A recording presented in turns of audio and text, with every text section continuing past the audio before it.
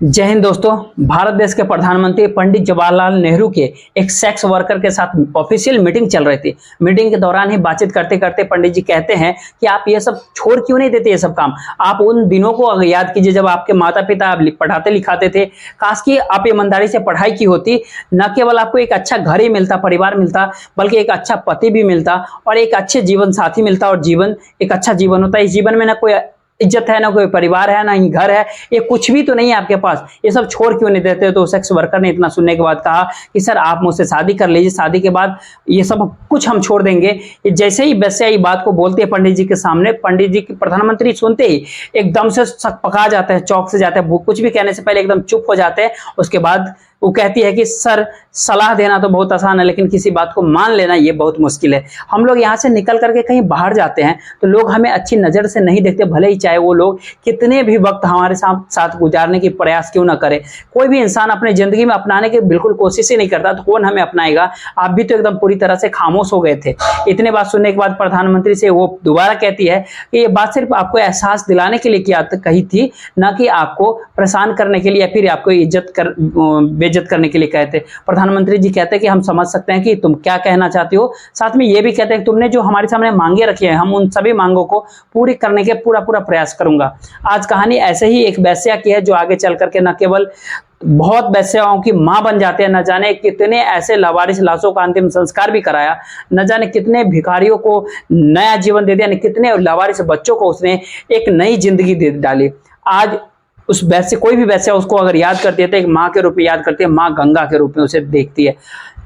आदाब, नमस्कार, मैं जितेंद्र कुमार, आप देख रहे हैं स्टडी सफर तक। आज की जो सच्ची घटना सुनाने वाला हूँ ये महाराष्ट्र प्रदेश का है और महाराष्ट्र प्रदेश के अंदर एक मुंबई शहर है। मुंबई के एक एशिया के सबसे बड़ी रेड लाइट एरिया है कमाटीपुरा। वहां से शुरू होती है कहानी, शुरुआत होती है गुजरात से। वहां एक करोड़पति फैमिली होता है।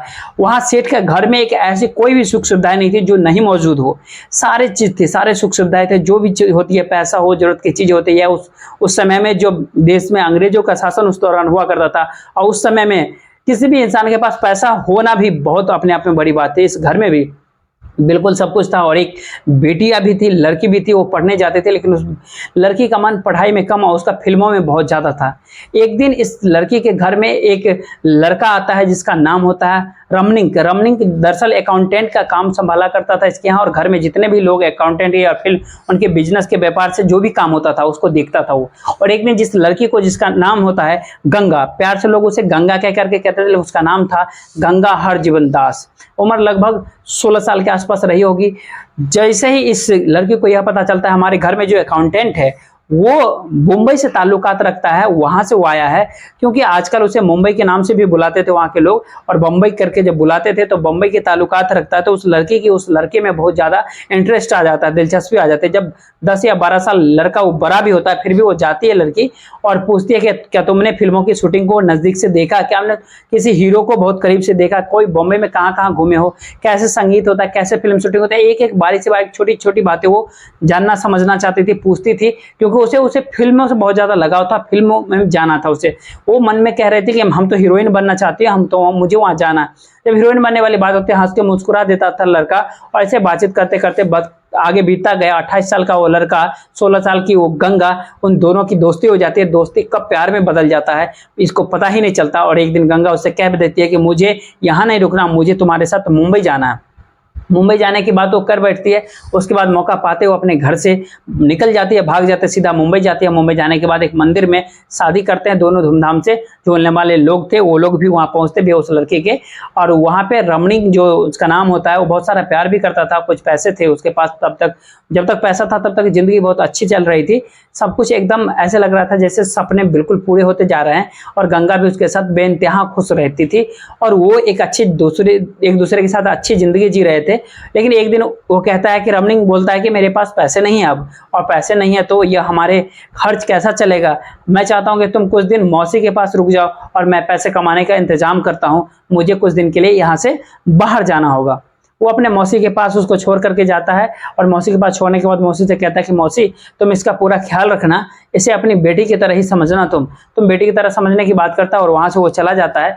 जाने के बाद वो मौसी उसके अपने साथ अपनी कार में बिठाती है, यानी कि एक टैक्सी में बिठाती है। टैक्सी में बिठाने के बाद यहाँ से सीधा कमाटीपुरा की तरफ लेकर के जाती है और कमाटीपुरा में जाती है तो वहाँ पे बड़ी बड़ी बिल्डिंगें थी, इमारतें थी और एक बिल्डिंग के अंदर एक घर में जाते तो कई भी लड़कियां थी जो तैयार हो रही थी। कई लड़कियां ऐसी भी थी जो कई लड़कियां तैयार हो रही थी जिन्होंने अपने तन पे जरूरत से कपड़े भी पहने थे। ऐसी भी लड़कियां थी, वो सोचने पे मजबूर थी कि गंगा पूछती कि माँ मौसी ये क्या है, ये लड़कियां इस तरह से कैसे, क्यों, क्या कर रही है। तब तक वो लड़की को समझ नहीं आ रहा था कि वो मौसी नहीं थी, दरअसल वो एक कोठी की मालकिन थी। उसी कोठी की मालकिन जो उसका पति था, उसको पति उसे धोखा दे करके निकल चुका था। महज कुछ महज उस दौरान में 500 रुपये में उसे बेच चुका था।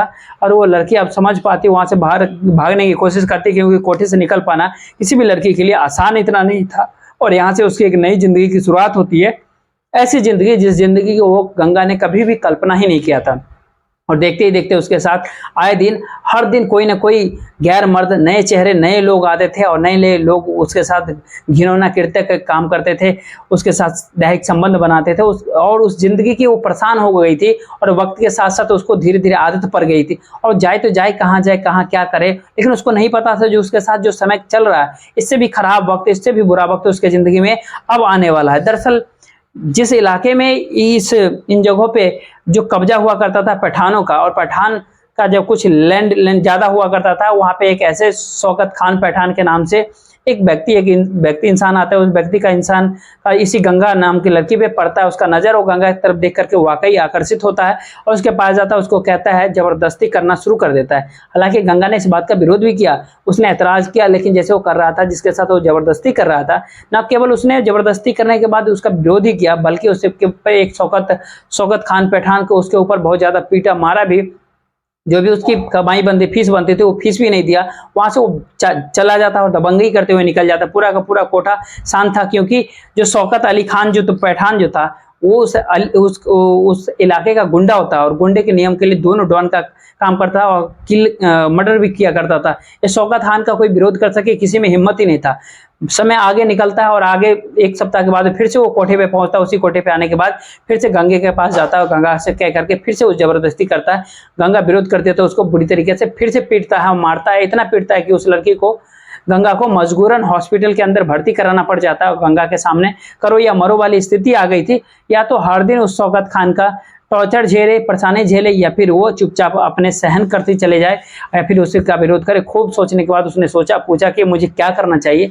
वहीं पे कुछ कोठे के मौजूद लड़कियों ने सलाह मशवरा दे दिया कि तुम्हें जाकर के करीम लाला से बात कर लेनी चाहिए। करीम लाला मुंबई का जाना माना डॉन है। यह सुना है कि वह न्याय पसंद व्यक्ति है, महिलाओं की बहुत इज्जत किया करता है। तभी गंगा ने उस कोठे से निकलने के बाद सीधा करीम लाला के पास पहुंचती है और करीम लाला को जाकर के पूरी कहानी बताती है कि शौकत खान पठान नाम का एक व्यक्ति है, एक डॉन है, जो शायद आपके लिए काम करता है। वो मुझसे बदतमीजी करता है, मारता है, पीटता है, मेरे साथ बलात्कार करता है। हर बलात्कार ही नहीं, जो भी घिनौना कृत्य काम कर सकता है वो सब करता है। वो करीम लाला ने उसकी बात को पूरी ईमानदारी से सुना और ईमानदारी से सुनने के बाद उससे कहा कि करीम लाला के होते हुए तुम्हारी इज्जत पे कोई हाथ डाल दे, किसी में इसने इतनी हिम्मत नहीं है। करीम लाला जिसने जैसी बात कर रहा था, उसे लग रहा था लड़की को कि यह बहुत ही अच्छा इंसान है। तभी जब अच्छे इंसान होने की बात आती है, तभी वो कहती है कि आज तक मुझसे हर किसी ने खरीदने बेचने की या फिर हर किसी ने फायदा उठाने की बात सोची, किसी ने, लेकिन तुम ऐसे शख्स हो जो मेरी इज्जत को बचाने की बात की, जिसने हमारी इज्जत को रखने की बात की है। तभी वो अपनी जो पल्लू होता है, उस पल्लू में से कुछ धागा निकालती है। धागा निकाल करके करीम लाला के हाथों में बांध देती है और कहती है कि मैंने तुम्हें अपना भाई मान लिया। न केवल उस लड़की ने, यानी गंगा ने अपने भाई ही माना, बल्कि करीम लाला ने भी अपनी राखी बहन मान करके वो कहा कि मैं तुम्हें वचन देता हूँ कि मैं तुम्हें हर पल मदद करूंगा, हिफाजत करूंगा। तुम्हारा अगर भविष्य में कोई आता है, अगर कोई परेशान करता तुम्हें, तो मुझे आकर के बताना। जैसे वो जाते हैं यहाँ से कोठे पे जाकर के इत्मीनान से रहने लगती है। लगभग 2 सप्ताह और बीत जाता है और शौकत खान पठान फिर से इस कोठे पे आता है। और आने के बाद जैसे इसके पास जाता है, गंगा के पास, वहां जाने के बाद इससे बदतमीजी करने लगता है, अभद्रता करता है, जिससे पहले किया करता था। इससे पहले की कुछ बात होती, ये गंगा ने पहले ही एक मैसेज पहुंचा दिया था, उसने अपनी लड़कियों के माध्यम से बता दिया था। करीम लाला वहां मौके पे पहुंच जाता, मौके पे आने के बाद शौकत खान पठान को सभी के सामने बुरी तरीके से पीटता है, मारता है, और तब तक मारता पीटता है जब तक वो गंगा के सामने पैरों में पड़ के माफी नहीं मांगता। और तभी करीम लाला यह ऐलान कर देता है कि यह मेरी राखी बहन है, अगर इसके साथ अगर कोई किसी ने बदतमीजी करने की कोशिश की, अगर इसके साथ किसी ने कोई कुछ करने का कोशिश किया तो इसका अंजाम अच्छा नहीं होगा। इतना ही कहना था कि इसके बाद फिर गंगा के इस कोठे पर ठाठ बन जाती है, अपना ठाठ बन जाता है। गंगा के नाम से लोग जानते थे, लेकिन अब यहाँ से इसका नाम गंगूबाई पड़ जाता है, गंगूबाई कोठियारबाड़ी के नाम से इतना ही मशहूर हो जाती है कि अब यहाँ के जो कमाटीपुरा में किसी की हिम्मत ही नहीं थी कि इस लड़की का कोई मुकाबला कर सके। धीरे धीरे करके अब इस कमाटीपुरा में इस लड़की का राज चलने लगता है, गंगूबाई का राज चलने लगता है। गंगूबाई अब अपने ऐलान कर देती है कि यहाँ इस कोठे पर जितने भी इलाके में कोठियाँ, किसी भी कोठे पर अगर कोई भी लड़की जबरदस्ती नहीं लाई जाएगी, जबरदस्ती अगर लाई गई तो इसके साथ अंजाम बहुत ज़्यादा बुरा होगा। साथ ही वो यह भी ऐलान करते कि यहाँ पर कोई भी लड़की अगर अपनी मर्जी से यहाँ जाना चाहती है, नई जिंदगी जीना चाहती है, तो वो जाकर के यहाँ से नई जिंदगी जी सकती है। उसने बहुत सारे अपने खुद के कानून बना लिए, हर कोठे पे उसकी पहुँच होने लगी, हर जगह उसकी पहचान बन गई थी। तभी कुछ दिन के बाद एक हाई स्कूल यानी एक स्कूल बन जाता है, वहाँ पे बनता है जो लड़कियों के लिए था वहाँ पे। और वो इस कमाटीपुरा के जो है सो थोड़े से फासले पे वो स्कूल होता था। और जैसे वो स्कूल वालों को, शहर के लोगों को यह पता चलता है कि यहाँ पर कमाटीपुरा में एक घिनौना कृत्य होता है, गंदा होता है, यहाँ पे वेश्यावृत्ति की धंधा होता है, यहाँ पे यह एक स्कूल बन गया है, तो ऐसा नहीं कहीं हो कि इन लड़कियों पर, इस कोठे का, इन वेश्याओं का गलत असर पड़े। तभी लोगों ने एक मीटिंग किया, मीटिंग करने के बाद यह ऐलान कर दिया कि इन कोठों को पूरी तरीके से बंद करा दिया है यहाँ पर। जब बात बंद कराने की आती है तब इसी बीच में लोग यह भी कह रहे थे कि जो कोठे होते हैं वहां पर, जो कोठे पे काम करने वाले सेक्स वर्कर होते हैं, उनके लिए मुसीबत बन जाती है। अब जो दोनों फार हो जाए, यानी एक तरफ जितनी भी वैश्याएं थी, जितनी भी धंधा करने वाली महिलाएं थी, और एक संगठन उन्होंने बनाया। इस संगठन बीच में इस दौरान जो स्कूल के जो बच्चे भेजते थे, जिनकी लड़कियां जाती थी, उन्होंने अपना विरोध प्रदर्शन करना शुरू कर दिया। तभी आज़ाद मैदान में एक बहुत बड़ी जनसभा होती है।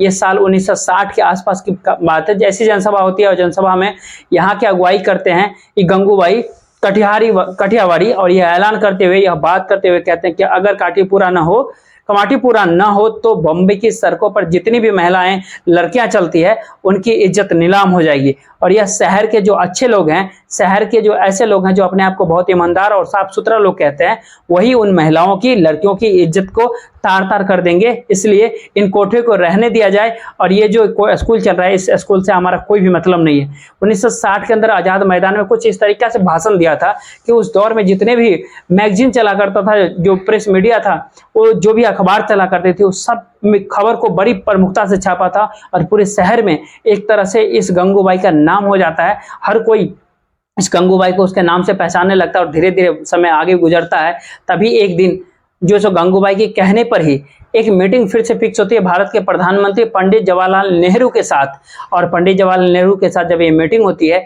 तो पंडित जी जब इस मीटिंग को लेकर के तैयार हो जाते हैं, और ये कुछ मांगों को लेकर के उनके पास, पंडित जी के पास गई थी। तभी पंडित जी कहते हैं कि तुम शादी क्यों नहीं कर लेती हो, शादी एक अपनी नई जिंदगी क्यों नहीं तुम जीना चाहती हो, क्यों इस कोठे पे अपने आप को इस तरह से किया हुआ कि न जाने कितनी ऐसी लड़कियां हैं जो नए नए ऐसे धंधे में आ जाती है। तभी वो लड़की कहते हैं कि आपकी शादी आप क्यों नहीं कर लेते। शादी की जब बात आती है तो उन्हें एहसास कराया जाता है कि इन महिलाओं से कोई भी एक सभ्य नागरिक शादी करने के लिए बिल्कुल तैयार ही नहीं होता। अगर कोई तैयार भी होता है तो उन्हें ज़्यादा दिन तक अपने पास नहीं रखता। कोई भी लड़की अगर ऐसे पता चल जाए कि वेश्यालय में रही है या कोठे पर रही है, धंधा कराती है, तो कोई भी आदमी उसे अपने घर में पनाह तक नहीं दे सकता। तो पंडित जी को बिल्कुल एहसास हो जाता है और कहते हैं कि बात तो बिल्कुल सही है। तभी वो एक फैसला कर लेते हैं कि ठीक है, तुम्हारी जो मांगे हैं उन्हें माना जाएगा।